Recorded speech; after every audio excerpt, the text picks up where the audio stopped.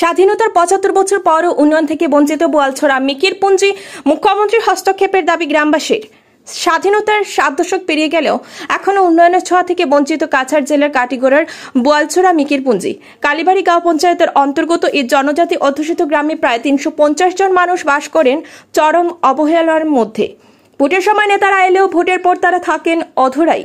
নেই রাস্তাঘাট, নেই বিদ্যুৎ, পানীয় জলের ব্যবস্থাও ন্যূনতম। শিক্ষার অভাবে এবার ১০ নম্বর ওয়ার্ডে একজনও প্রার্থী পাওয়া যায়নি। প্রধানমন্ত্রী আবাস যোজনার মতো প্রকল্পেও দেখা গেছে স্বচ্ছতার অভাব। বিদ্যুৎ, চিকিৎসা, যোগাযোগ সবই যেন স্বপ্নের নাম। কাঁধে করে রোগী নিয়ে যেতে হয় হাসপাতাল। জল জীবন মিশন প্রকল্পেও দুর্নীতির অভিযোগ। এমন পরিস্থিতিতে গ্রামবাসীদের একটাই প্রশ্ন, আমাদের প্রত্যাশিত ভোর কবে আসবে? তাদের একমাত্র দাবি সরকার যেন রাস্তাঘাট, বিদ্যুৎ ও পানীয় জলের ন্যূনতম সুবিধা নিশ্চিত করে। এ দাবিতে মুখ্যমন্ত্রীর কাছে সরাসরি আবেদন জানিয়েছেন তারা। এই গ্রামে সরকার নজর দিলে বদলে যেতে পারে আরও একটি পিছিয়ে পড়া অধ্যায়।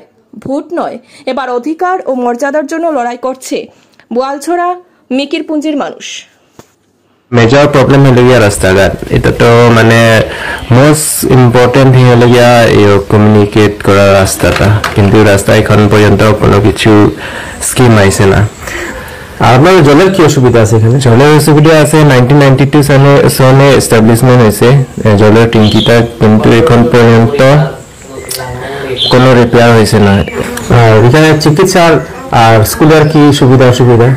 চিকিৎসা তো গ্রামের মধ্যে তো কোনো কমিউনিটি হেলথ সেন্টার, হায়ার এডুকেশনের লাগে এমনি বা হায়ার সেন্টারে যাওয়ার লাগে তো কালাইন যাইতে লাগে বা কোনো এমই স্কুল যাইতে লাগে। সব বাচ্চারা কি এখানে পাঠশালা স্কুল শেষ করার পরে কালাইন যেতে পারে না, এখান থেকে ড্রপ আউট হয়ে যায়? ড্রপ আউট হয়ে যায় সব, মানে সব না, মানে মোস্ট অফ দ্য মানে স্টুডেন্টরা ড্রপ আউট হয়ে যায় এলপি পাস হওয়ার পরে। প্রায় 80% বা 70% ড্রপ আউট হয়ে যায়।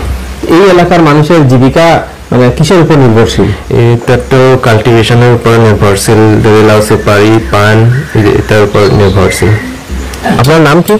আমার নাম লংসিং এংটি। আচ্ছা, এই আপনার গ্রামের নামটা কি? বোয়ালছড়া মিকিরপুঞ্জি। কোন জিপি পড়ছে? আমরা কালীবাড়ি জিপি পড়ছে স্যার। আচ্ছা, আপনার গ্রামের মানুষের কি কি অসুবিধা আছে?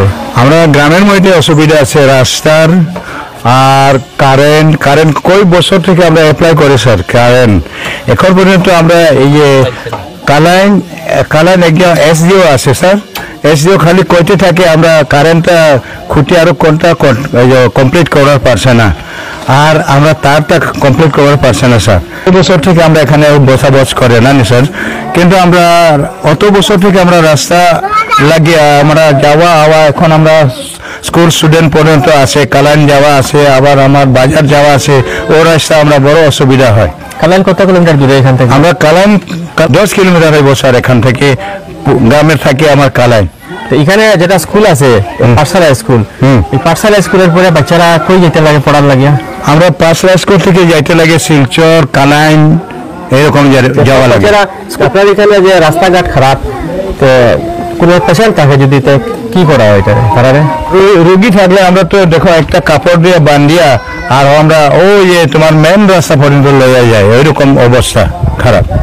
আমার স্বাধীনতার পর থেকে আমার সাহায্য পাইছে একমাত্র খালি যে তোমার ইন্দ্রাবাস ঘর কিছু পাইছে স্যার। ইন্দ্রাবাস ঘর কয়টা হইব মোটামুটি? এখানে আমরা মোটামুটি 15টা ঘর পাই গেছে। আর কিছু পাইছে? আর কিছু নাই।